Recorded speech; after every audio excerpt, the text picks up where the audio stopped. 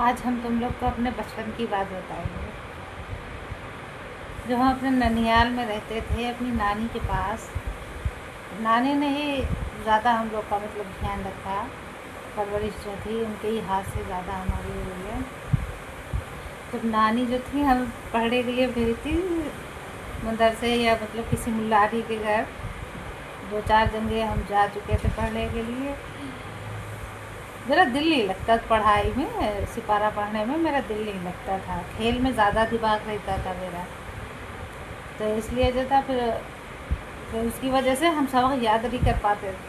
اور پھر پٹتی تھی میری ماں۔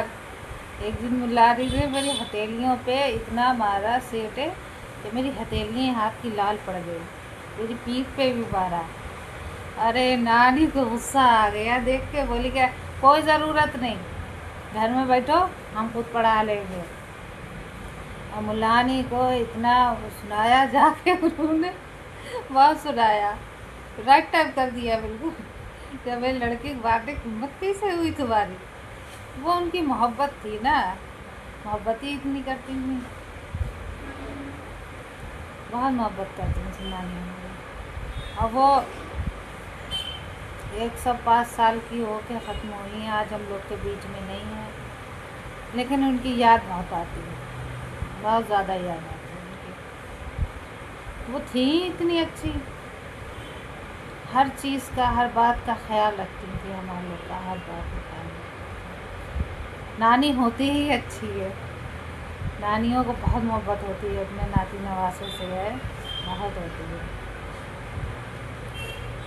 اللہ پاک انہیں جنت نصیب کرے، انہیں پھولوں میں رکھے،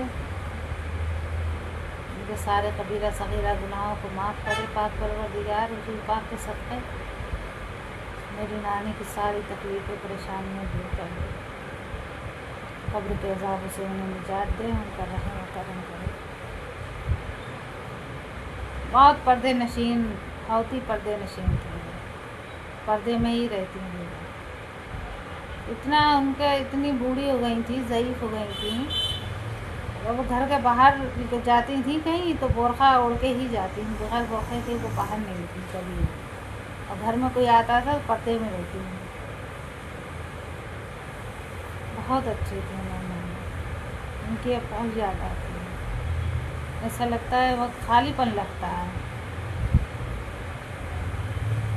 کس کی نانیاں کس سے پیار کرتی ہیں بتانا ضرور۔